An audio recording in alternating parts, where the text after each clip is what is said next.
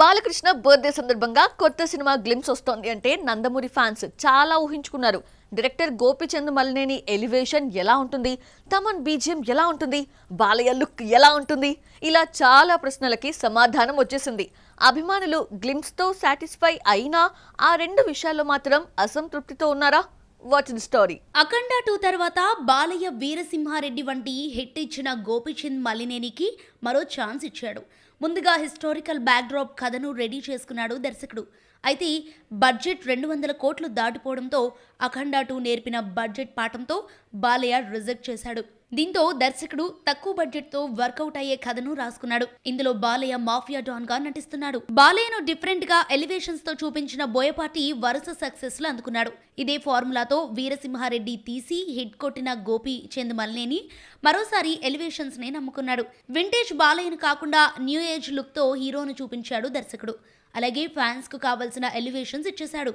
వీరసింహారెడ్డిలో చేతికున్న మాలకు కూడా ఎలివేషన్స్ ఇచ్చిన గోపీచంద్ కొత్త సినిమాలో అంతకు మించి ఏమిస్తాడో చూడాలి మరి. బాలయ్య పవర్ఫుల్ డైలాగ్ కోసం వెయిట్ చేసిన ఫ్యాన్స్ కు నిరాశ ఎదురైంది. ప్రతి గ్లిమ్స్ లో ఏదో ఒక డైలాగ్ తో ఇంప్రెస్ చేసే బాలయ్య మౌనంగా ఉండిపోయాడు. సినిమాకు ఎలాంటి టైటిల్ పెడతారన్న ఆసక్తితో ఎదురు చూస్తే టైటిల్ ప్రకటించలేదు. యాక్షన్ ఎపిసోడ్లోని ఎలివేషన్ విజువల్స్ తో NBK 111 glimpse సాగిపోయాయి. Pooja Hegde అద్దరిపోయే hit చూసి 5 ఏళ్లు దాటింది. ఈ 5 ఏళ్లలో 8 సినిమాలు చేస్తే అన్ని ఫ్లాప్లే. తెలుగే కాదు, తమిళం, హిందీలో లక్ పరీక్షించుకున్నా ఎక్కడా వర్కౌట్ కావటం లేదు. ప్రెజెంట్ ఈ అమ్మడి చేతిలో 3 సినిమాలున్నాయి. మరి హిట్ తీసుకొచ్చే సినిమా ఏంటి చూద్దామా? పూజా హెగ్డే ఫ్లాప్స్ లో డబుల్ హ్యాట్రిక్ దాటేసి ట్రిపుల్ హ్యాట్రిక్ పై కన్నేసిందా అనిపిస్తోంది. 2021లో రిలీజ్ అయిన మోస్ట్ ఎలిజిబుల్ బ్యాచులర్ తర్వాత సరైన హిట్ పడలేదు. 2 సినిమాల్లో ఐటమ్ సాంగ్స్ చేస్తే ఒకటి హిట్, మరొకటి ఫట్. స్పెషల్ సాంగ్ లో మెరిసిన కూలీ ఫ్లాప్ కాగా F3 ఓకే అనిపించుకుంది. పూజా హెగ్డే సక్సెస్ ప్రయాణం అరవింద సమేత వీరరాఘవతో మొదలైంది. ఆ తర్వాత నటించిన Maharshi, Gaddalakonda Ganesh, housefull 4, Ala Vaikunthapurramuloo most eligible bachelor hit తో డబుల్ హ్యాట్రిక్ చూపింది. అయితే ఆ తర్వాత వచ్చిన రాధేశ్యామ్తో మొదలైన ఫెయిల్యూర్ 5 ఏళ్లు గడిచినా ఆగడం లేదు. విజయ్తో బీస్ట్, రణ్వీర్ సింగ్ తో సర్కస్, సల్మాన్ తో జతకట్టిన కిసికా భాయ్ కిసికా జాన్, షాహిద్ తో నటించిన దేవా, సూర్యతో రెట్రో, లేటెస్ట్ గా వరుణ్ ధావన్ తో హై జవానీతో ఇష్క్ హోనా హై కూడా నిరాశనే మిగిల్చింది. ఫ్లాప్లను అడ్డుకునే సినిమా ఒకటి పడలేదు. ఐరన్ లెగ్ ముద్ర పడడంతో తెలుగు సినిమా ఇండస్ట్రీ పూజను దూరంగా పెట్టింది. ఇచ్చిన ఆఫర్స్ కూడా లాగేసుకుంది. ఉస్తాద్ భగత్ సింగ్ లో ముందుగా పూజాను సెలెక్ట్ చేసి చివరకు శ్రీలీలను తీసుకున్నారు. గుంటూరు కారంలో అయితే ఒక షెడ్యూల్ కూడా తీసి ఆమెను తప్పించారు. ఎట్టకేలకు దుల్కర్ సల్మాన్ తో జతకట్టి తెలుగు సినిమాలో ఛాన్స్ దక్కించుకుంది. తెలుగులో ఆఫర్స్ మొహం చాటేసిన తమిళ, హిందీ సినిమాలతో పూజ కాలక్షేపం చేస్తోంది. ప్రస్తుతం తమిళంలో కాంచనా 4లో నటిస్తోంది. జననాయకన్ రిలీజ్ కు రెడీగా ఉంది. రీసెంట్ గా రిలీజ్ అయిన హే జవానీతో ఇష్క్ హోనా హై సక్సెస్ తీసుకొస్తుందని ఆశగా ఎదురుచూస్తుంది పూజ. ప్రమోషన్స్ కూడా గట్టిగా చేసినా బాక్స్ ఆఫీస్ వద్ద సౌండ్ వినిపించడం లేదు. కలెక్షన్స్ సోసోగానే ఉన్నాయి. 5 ఏళ్లుగా 8 ఫ్లాప్లు ఇచ్చినా పూజకు ఆఫర్స్ తగ్గలేదు. ఎప్పుడూ ఏదో ఓ హిందీ మూవీతో ఉండే పూజ ఈసారి చేతిలో ఒక్క బాలీవుడ్ ప్రాజెక్ట్ కూడా లేదు. హై జవానీతో ఇష్క్ హోనా హైలో గ్లామర్ గా, కలర్ఫుల్ గా కనిపించిన ఐరన్ లెగ్ ముద్రకు దూరం కాలేకపోయింది. వరుణ్ ధావన్ కూడా హ్యాండ్ ఇవ్వడంతో తమిళనాడు సీఎం విజయనే నమ్ముకుంది పూజ. విజయ్ నటించిన చివరి సినిమా జననాయకన్ త్వరలో థియేటర్స్ లోకి రానుంది. భగవంత్ కేసరి రీమేక్ గా జననాయకన్ రూపొందింది. తెలుగులో కాజల్ రోల్ ను తమిళంలో పూజ పోషించింది. సమంత నటించి నిర్మించిన సినిమా మా ఇంటి బంగారం ఈ నెల 19న థియేటర్స్ లోకి వస్తోంది. రిలీజ్ కి ఇంకా 9 రోజులే ఉంది. సినిమాలో క్రేజ్ ఉన్న హీరో కాదు కదా, తెలిసిన యంగ్ హీరో కూడా లేరు. డైరెక్టర్ నందిని రెడ్డి ఫ్లాపుల్లో ఉంది. సమంత పరిస్థితి కూడా ఇంతే. మరి సమంత సినిమాకి హైప్ ఎలా తీసుకొచ్చిందో చూసేద్దామా? శామ్ కెరీర్ ఒక్కసారిగా డల్ అయిపోయింది. రంగస్థలం తర్వాత ఛాన్స్ ఇచ్చే స్టార్ కనిపించలేదు. అసలు ఆఫర్సే దక్కలేదు. మరోవైపు మయోసైటిస్, చికెన్ గున్యాతో చాలా కాలం బాధపడింది. మనోధైర్యంతో కోలుకున్న ఛాన్స్ ఇచ్చేవాళ్లే లేరు. దీంతో నిర్మాతగా మారి చిన్న సినిమా శుభంతో సక్సెస్ అందుకుంది. ఆ తర్వాత తనే లీడ్ రోల్ పోషిస్తూ నిర్మించిన ఈ సినిమా వాయిదాలు పడుతూ ఎట్టకేలకు 19న థియేటర్స్ లోకి వస్తోంది. మా ఇంటి బంగారంకు శామ్ భర్త రాజ్ ఒక నిర్మాతగా వ్యవహరించడమే కాదు, కథ కూడా అందించాడు. ఒక దర్శకుడిగా శామ్ను ఎలా చూడాలనుకున్నాడో ఊహించుకుని ఆమె ఇమేజ్ కు తగ్గ కథ రాసుకున్నాడు. భార్యకు హిట్ ఇవ్వాలన్న పట్టుదలతో అన్నీ దగ్గరుండి చూసుకున్నాడు. ఇప్పటికే రిలీజ్ అయిన టీజర్, ట్రైలర్, ఫస్ట్ సింగిల్ సినిమాపై అంచనాలు పెంచేసింది. ఇప్పుడు ఎక్స్పెక్టేషన్స్ పెంచేలా ప్రమోషన్స్ కు శామ్ రెడీ అయింది. మా ఇంటి బంగారం మేలోనే రిలీజ్ కావాల్సి ఉన్న IPL అడ్డుకుంది. జనాలందరూ క్రికెట్ మూడ్ లో ఉండటంతో భయపడిపోయిన శామ్ సినిమాను ఈ నెల 19న రిలీజ్ చేస్తోంది. ఉగాది పండుగతో సినిమా ప్రమోషన్ స్టార్ట్ చేసింది శామ్. ఉగాది పచ్చడి మేకింగ్ వీడియో వైరల్ అయింది.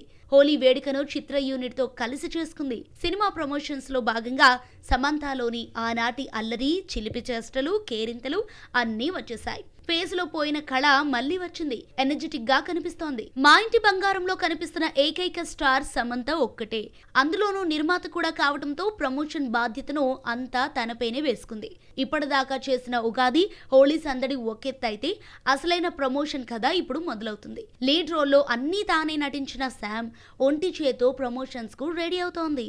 బడ్జెట్ డబుల్ అయిపోయింది, బడ్జెట్ చేయి దాటిపోయింది, బడ్జెట్ భారంగా మారింది. ఇలా ఈ మధ్యకాలంలో ఎందుకు ఎక్కువగా బడ్జెట్ గురించే మాట్లాడుకుంటున్నారు? సినిమా రిజల్ట్ని బడ్జెట్ శాసిస్తోందా? మితిమీరిన బడ్జెట్ అంటే కష్టాలు కొని తెచ్చుకోవడమేనా? బడ్జెట్ పెరగడానికి కారణం ఎవరు? Have a look. స్టార్ హీరోల సినిమాల బడ్జెట్ ఎప్పుడూ పెరిగేదే గానీ తగ్గేది కాదు. మేము సైతం అంటూ యంగ్ హీరోలు కూడా 100 కోట్ల బడ్జెట్ తో వస్తున్నారు. దీనికి ఒక కారణం అని చెప్పలేం. రెమ్యూనరేషన్ దగ్గర నుంచి షూటింగ్ ఆలస్యం వరకు అన్ని రీజన్స్ బడ్జెట్ ను పెంచేస్తున్నాయి. హీరోల మార్కెట్ వాల్యూను మించి ఖర్చు పెట్టేస్తున్నారు. ఇంతవరకు 100 కోట్లు కలెక్ట్ చేయని విజయ్ దేవరకొండ, నాని, నిఖిల్ పై 100 కోట్లకు పైగా బడ్జెట్ పెడుతున్నారు. నాని ది ప్యారడైజ్ పై 150 కోట్లు, నాగ చైతన్య వృషకర్మపై 100 కోట్లు, విజయ్ దేవరకొండ రణబాలి, నిఖిల్ స్వయంభూ బడ్జెట్ 100 కోట్లకు చేరుతోంది.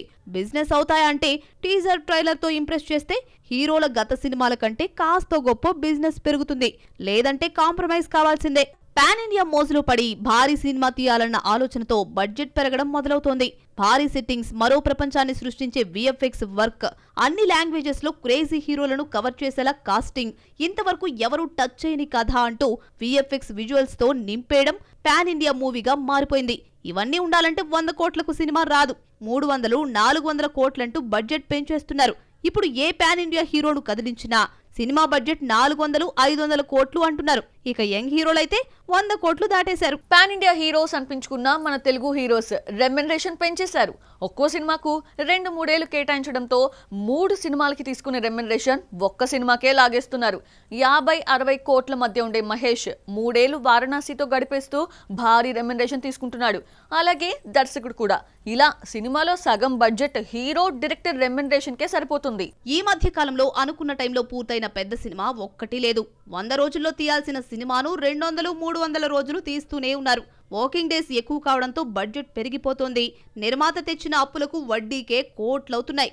ఇవన్నీ కలిసి తడిసి మోపెడు కావడంతో చివరికి బడ్జెట్ పెద్ద గుదిబండగా మారుతోంది. సినిమా ఏళ్ల తరబడి సెట్స్ పైనే ఉంటే డబ్బులు గుమ్మరించాల్సిందే. ప్రభాస్ సినిమా ఒక్కటి అనుకున్న టైంలో రాకపోవడంతో బడ్జెట్ డబుల్ అయింది. ఇలా రాజసాబ్ కాస్త ఫెయిల్యూర్ మూవీగా డిజాస్టర్ అయింది. ఆదిపురుష్ విఎఫ్ఎక్స్ పై కోట్లు ఖర్చు పెట్టి చేతులు కాల్చుకున్నారు. ప్రభాస్ సినిమాలే కాదు, పాన్ ఇండియా స్టార్స్ అందరూ అందరే. ఎన్టీఆర్ డ్రాగన్ ఏడాది నుంచి సెట్స్ పైనే ఉంది. ఇంకో ఏడాది పాటు తీస్తారు. రీసెంట్ గా రిలీజ్ అయిన పెద్దిని 2 ఏళ్ల పాటు తీశాడు బుచ్చిబాబు. అల్లు అర్జున్ రాక ఎప్పుడు పూర్తవుతుందో మేకర్స్ కే తెలియడం లేదు. ఓటీటీ ఉందిలే అన్న ధైర్యంతో బడ్జెట్ పెంచేస్తున్నారు. చివరికి డిజిటల్ సంస్థలు గీచి బేరాలాడుతున్నాయి. పాన్ ఇండియా స్టార్ అయితే నాకేంటి, హై బడ్జెట్ మూవీ అయితే మాకేంటి అన్న ధోరణిలో ఓటీటీస్ ఉన్నాయి. క్రేజ్ ఉంటేనే కాస్త గొప్ప ఇస్తున్నాయి. ఏ మాత్రం క్రేజ్ లేని పెద్ద సినిమాలు కొనటానికి ఓటీటీలు ముందుకి రావటం లేదు. టాక్సిక్ ఓటీటీ రైట్స్ కోసం నిర్మాతలు 200 కోట్లు అడిగితే 100 కోట్లు ఇస్తామంటున్నారు. సినిమాపై 500 కోట్లు పెట్టేశారు. ఇందులో సగమైన ఓటీటీ నుంచి వస్తుంది అనుకుంటే హ్యాండ్ ఇచ్చాడు. దీంతో ఈ పాన్ ఇండియా మూవీ రిలీజ్ కి నోచుకోవడం లేదు. భారీ బడ్జెట్ సినిమా ఇండస్ట్రీకే పెద్ద ముప్పుగా మారింది. బడ్జెట్ ను కవర్ చేయడానికి ఎన్ని దారులున్నాయో అన్నింటినీ వాడుకుంటున్నారు. ముఖ్యంగా టికెట్ రేట్లు పెంచి ఎంతో కొంత కవర్ చేయాలని చూస్తున్నారు. ఇలా పెంచడం అసలుకే మోసం వస్తుంది. ఫ్యామిలీతో మల్టీప్లెక్స్ కు వెళ్లాలంటే 3000, సింగిల్ స్క్రీన్ కి వెళ్లాలంటే 2000 ఖర్చవుతోంది. కామన్ ఆడియన్ ఇంత బడ్జెట్ పెట్టలేక పైరసీని ఆశ్రయిస్తున్నారు. ఇలా చాలా ఫ్యామిలీస్ థియేటర్స్ కు దూరమయ్యాయి. భారీ బడ్జెట్ సినిమా ఇండస్ట్రీకి పెద్ద ముప్పని అందరికీ తెలుసు. కానీ హీరోలు రెమ్యూనరేషన్ తగ్గించుకోరు, పెంచుకుంటూ పోతారు. కథలో దమ్ము లేకపోయినా విఎఫ్ఎక్స్ సెట్స్ అంటూ కోట్లు పెట్టేస్తారు. ఏడాది తిరగకుండా రిలీజ్ చేయాల్సిన సినిమాను 2-3 ఏళ్లు తీస్తారు. వర్కింగ్ డేస్ పెరిగాయంటే ఆటోమేటిక్ తో బడ్జెట్ పెరుగుతుంది. టికెట్ రేట్లు పెంచేసి ప్రేక్షకులకు వినోదం దూరం చేస్తున్నారు. ఇలా ఎవరూ తగ్గేదే లేదంటూ సినిమా ఇండస్ట్రీని ముంచేస్తున్నారు. సో చూసారు కదా, ఇది వాటి box office. Next box office లో మళ్ళీ కలుద్దాం. Till then bye.